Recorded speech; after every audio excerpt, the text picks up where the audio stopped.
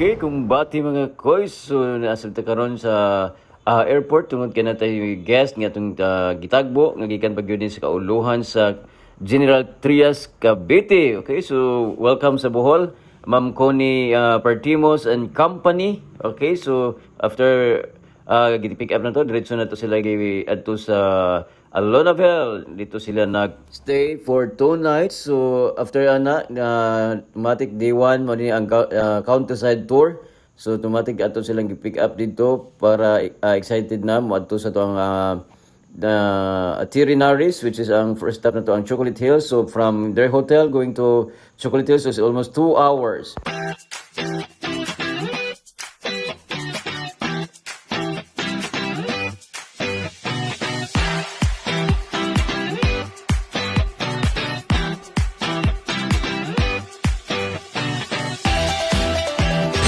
Okay, so first stop na to ang Chocolate Hills, the world's famous Chocolate Hills nga located sa Carmen, Bohol. So okay, so before tamo sa taas, ang bayad sa tawag entrance kung 100 pesos. Okay, ang children is 50 and senior citizen is 80 pesos. Okay, so tungod kay gusla naman pamahaw sa tao gamay para masudlan atong tijan. Okay, so balik sa taas, sumani ang 220 steps nga atong pagasakon padong sa viewing deck sa Chocolate Hills. So grabe gyud ka nindot, grabe ka tsada. Once nga naa ka dito sa taas, worth it ang imuhang pagsaka bisag hangak-hangak gamay, pero the best na siya nga exercise, the best na siya nga heart nga exercise. Okay, so once nga naa ka dito sa taas, grabe ka amazing ang hatag nga blessings sa Ginoo nato, no, sa tibuok kalibutan, only here in Bohol. Syempre di po nato kalimtan ang ato ang mga kisi-kisi duang every spots. Mapapaulala sa giling ko.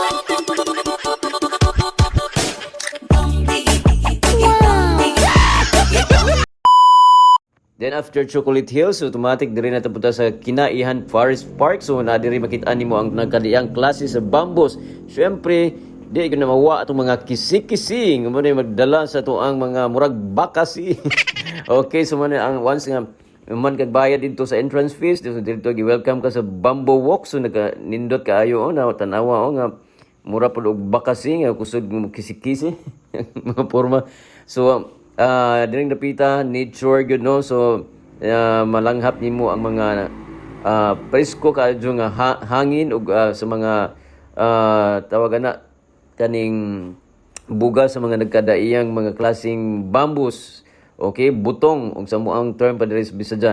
Okay, na aside sa mga bambus na pud nagkadaiyang klase nga mga wildlife daw dako kayo nga halas mo Burmese python, color yellow o brown.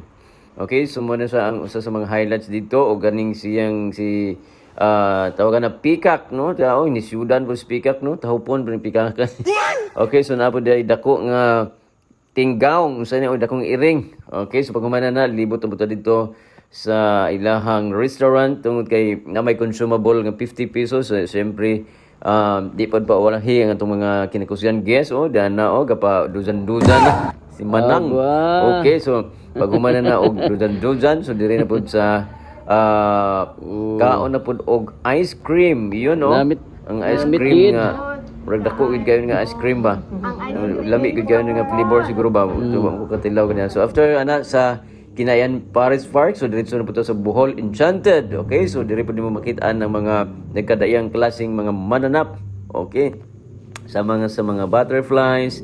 Okay, ang sugar glider. All right, siyempre kusikisihan gyud nato na, no, mo na itong trademark pa sa Noy Kulas na kita permi magkisi-kisi. Okay, so shout out po na to itong amigong kinakusgan Jomar sa Buero. Natakda na po niya og kisi-kisi. Yun, no? Shout out Jom. Okay, so after sa paniutol, okay, diretso ta dire sa ilahang mga kinakusgan mga mananap. Okay, so diri ni to makitaan ang puti nga kabaw, no? Kasagaran kabaw makitaan nato is black, no? Aside sa kabaw na pud tayo mga sugar gliders. Okay, so which is gikan siya sa Australia nga klase nga animals. So na diri daghan mo na diri karon sa Bohol Enchanted. So diri mo makitaan nga gilok-gilok gamay once nga butang sa imong kamot, doon din mo kuan siya, mo glide siya or mo mulupad siya sa pikas. Okay, so sinanay o gabi gilukan gyud eh. Touch mo. Ayun ka. Cute. Good is God. Shout out mga nago sa kuan. Shout out sa Richard Vlog.